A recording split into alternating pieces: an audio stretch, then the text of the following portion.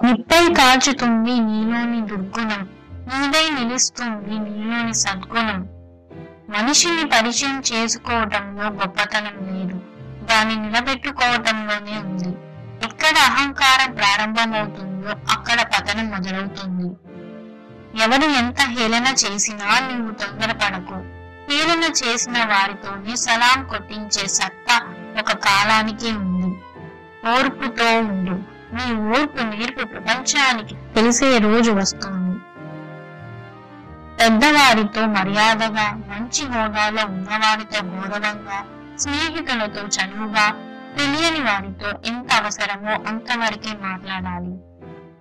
విధి వక్రించి మన విజయానికి 1000 తలుపులు మూసి ఉంచిన ఆత్మవిశ్వాసంతో కూడిన ప్రయత్నం మాత్రం ఒక్క కిటికీనైనా తెరుస్తుంది. అందుకే లక్ష్యం సాధించే వరకు ప్రయత్నాన్ని మాత్రం ఆపకూడదు. ఇతరుల ఆలోచన విధానం, కార్యనిర్వహణలోని తప్పుల్ని ఎత్తి చూపకూడదు. దానికి బదులు చేతనైతే వాటిలో పరిణతి సాధించే మార్గాలను వారికి తెలియజేయాలి.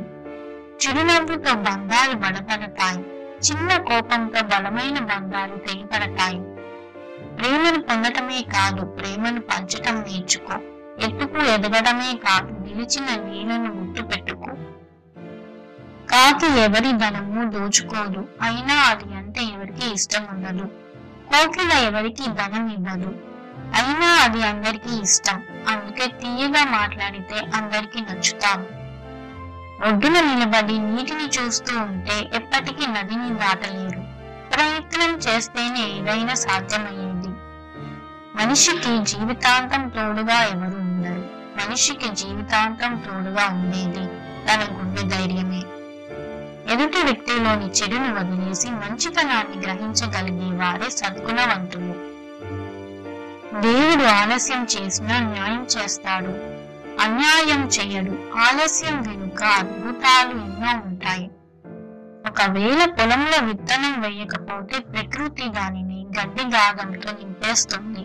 అదే విధంగా మనసును మంచి ఆలోచనలతో నింపకపోతే ఆ మనసులో చెడు ఆలోచనలు చేరుకుంటాయి. ఎవరి వద్ద ఏమి ఉంటుందో వారు దాన్నే పంచుకోగలరు. సుఖం కలిగిన వారు సుఖాన్నే పంచగలరు, దుఃఖం కలిగిన వారు దుఃఖాన్నే పంచగలరు. జ్ఞానులు జ్ఞానాన్నే పంచగలరు, భ్రమలలో ఉన్నవారు భ్రమలనే పంచగలరు, భయస్థులు భయాన్ని పంచగలరు. మనం అవసరం లేని వాళ్ళతో అనవసరంగా మాట్లాడితే అనర్థాలే వస్తాయి. నిజాన్ని నమ్మించాలి అంటే ఆధారాలు కావాలి, అబద్ధాన్ని నమ్మించాలి అంటే నటిస్తే చాలు. పువ్వు లాంటి మనసు, బంగారం లాంటి గుణం, ముత్యం లాంటి మాటలు, ఆత్మీయత నిండిన హృదయం ఎప్పుడు మీదై ఉండి పెదాలపై ఎప్పుడూ నవ్వు నిండి ఉంటే మిమ్మల్ని ఎవరూ ఏమి చెయ్యలేరు. ఏ కష్టం మీ దరికి రాదు. ఇతరులు ఏమి చేస్తే నీ మనసుకు కష్టం అనిపిస్తుందో అది మనం చెయ్యకుండా ఉండగలగాలి. అప్పుడు మానసిక ప్రశాంతత లభిస్తుంది. అదే పరమ ధర్మం.